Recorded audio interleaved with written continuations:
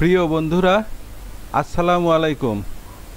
আশা করি আল্লাহর অশেষ মেহেরবানিতে সকলেই ভালো আছেন।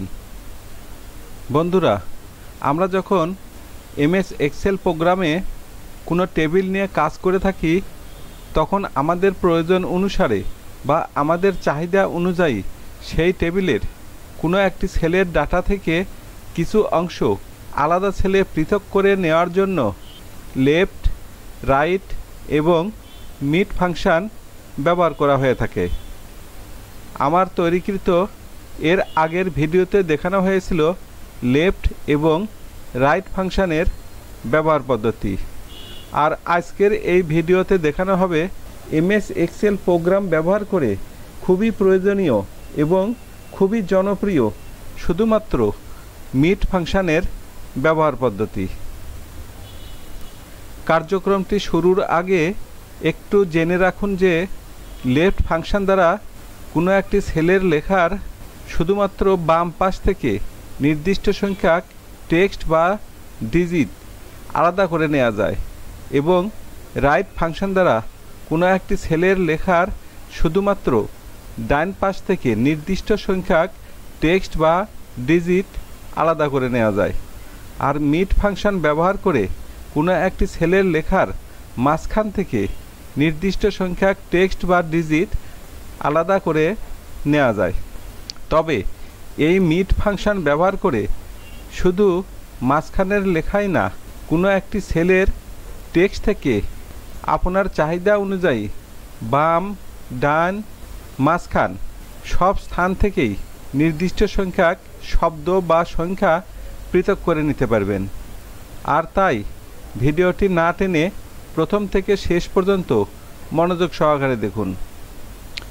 বন্ধুরা, এমএস এক্সেল প্রোগ্রামে আমি আগে থেকেই এই ধরনের একটি টেবিল তৈরি করে রেখেছি, যেখানে কয়েকজন ব্যক্তি বা কিছু পণ্যের আইডি নাম্বার, ক্যারেক্টার ও নাম্বারের সংমিশ্রণে এইভাবে এন্ট্রি দেওয়া আছে। এখানে আরও লক্ষ্য করে দেখুন, সবগুলো আইডি নাম্বারের প্রথম 3টি শব্দ ক্যারেক্টার এবং পরের 4টি শব্দ সংখ্যা দ্বারা তৈরি। আর মিড ফাংশন ব্যবহার করেই চাহিদা অনুযায়ী এই আইডি নম্বরগুলোকে আলাদা সেলে পৃথক করা হবে।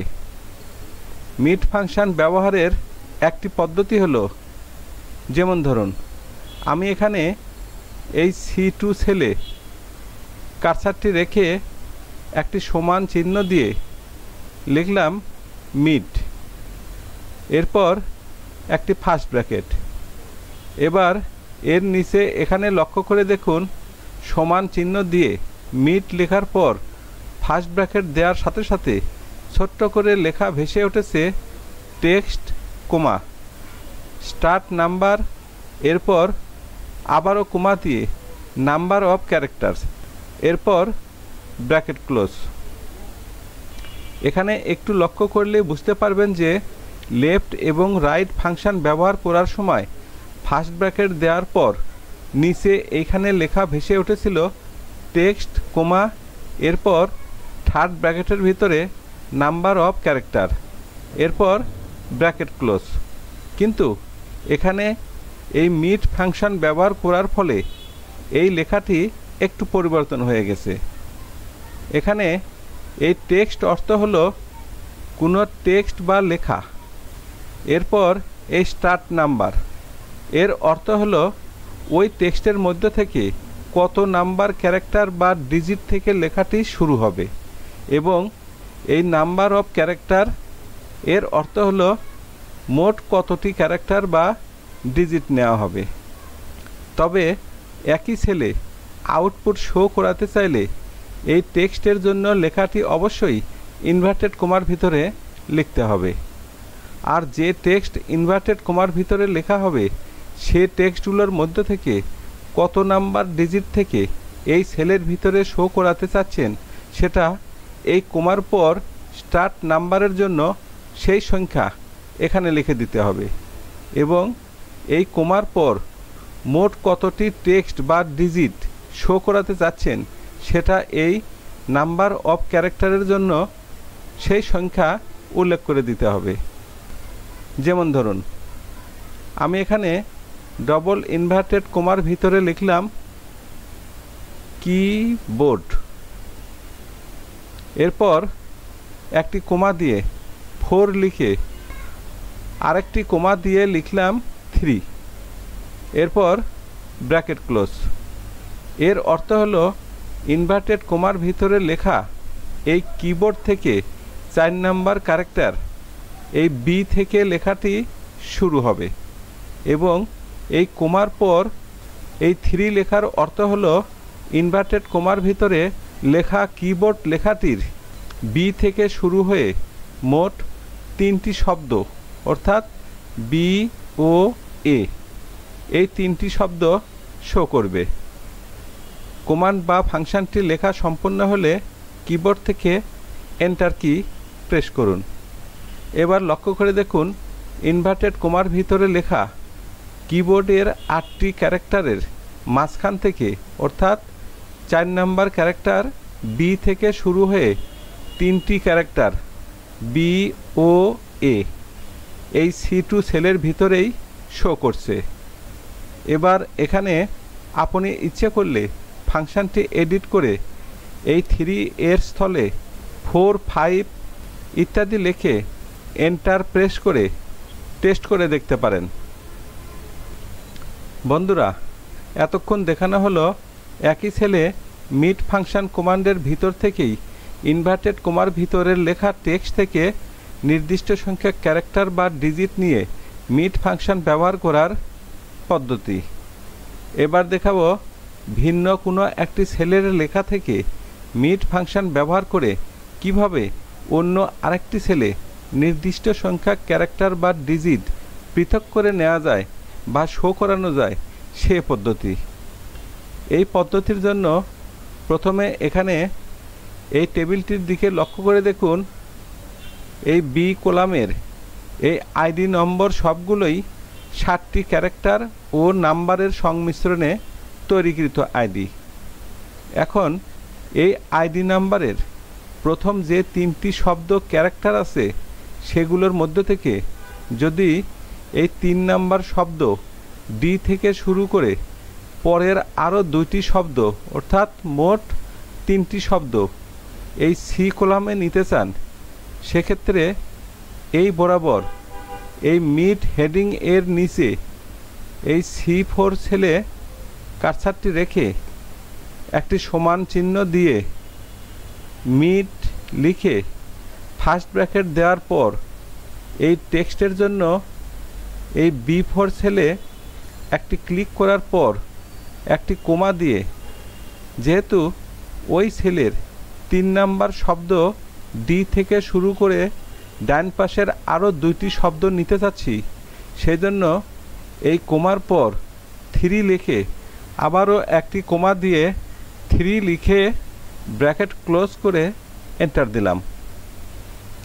এবার লক্ষ্য করে দেখুন উক্ত B3 সেলের 7টি ক্যারেক্টার ও নাম্বারের মাঝখান থেকে 3টি ক্যারেক্টার D10 এই C4 সেলে চলে এসেছে। এবার এই কমান্ডটি বা ফাংশনটি কপি করে নিচের সেলগুলোতে দিয়ে দিন এবং লক্ষ্য করে দেখুন সবগুলো সেলেই বি কলামের আইডি নম্বরের মাঝখান থেকে 3টি করে ক্যারেক্টার বা শব্দ এই সি কলামের এই মিড হেডিংয়ের নিচের সেলগুলোতে চলে এসেছে। এবার মনে করুন লেফট ফাংশন ব্যবহার না করে এই মিড ফাংশন ব্যবহার করেই আইডি নাম্বারের বাম পাশের 3টি ক্যারেক্টার বা 3টি শব্দ এই D4 সেলে নিতে চাচ্ছেন, সেক্ষেত্রে এই মিড টু হেডিংয়ের নিচে এই D4 সেলে কার্সারটি রেখে একটি সমান চিহ্ন দিয়ে মিড লিখে ফার্স্ট ব্র্যাকেট দেওয়ার পর এই টেক্সটের জন্য এই B4 সেলে একটি ক্লিক করার পর একটি কোমা দিয়ে, যেহেতু ওই সেলের 1 নাম্বার শব্দ বি থেকে শুরু করে বি এর ডান পাশের আরও 2টি শব্দ এই সি এবং ডি নিয়ে মোট 3টি শব্দ BCD নিতে চাচ্ছি, সেজন্য এই কোমার পর প্রথমে 1,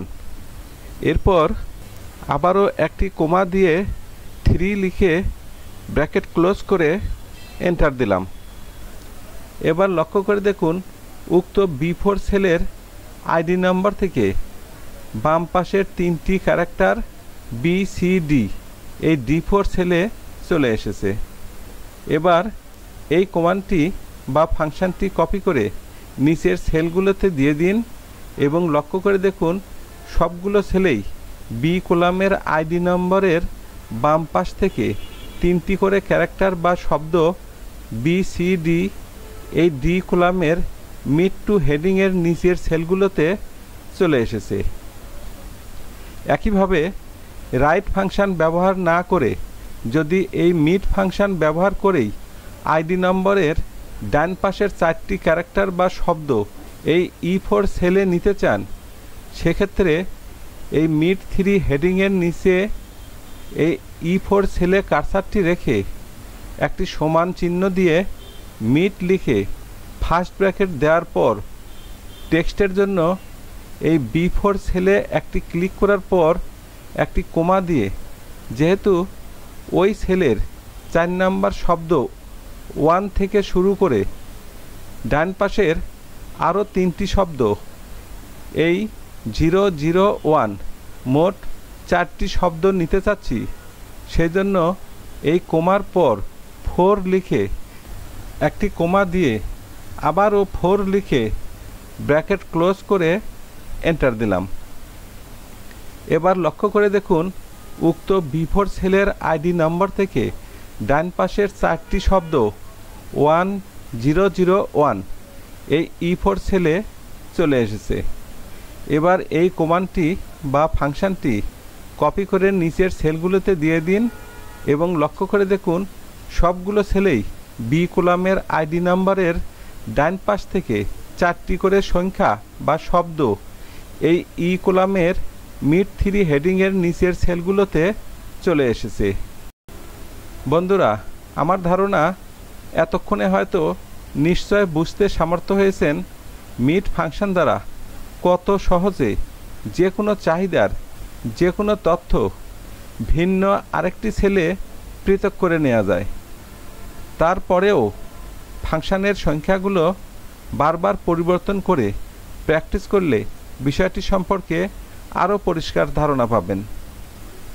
বন্ধুরা, এতক্ষণ এই ভিডিওতে MS এক্সেল প্রোগ্রামে খুবই প্রয়োজনীয় মিড ফাংশনের ব্যবহার করার পদ্ধতি দেখানো হলো। আমি আশা করি ভিডিওটি আপনাদের অনেক উপকারে লাগবে। পরিশেষে বলতে চাই, ভিডিওটি যদি আপনাদের উপকারে লাগে বা ভালো লাগে তাহলে অবশ্যই সাবস্ক্রাইব করবেন, লাইক দিবেন, শেয়ার এবং কমেন্টস করবেন। ধন্যবাদ।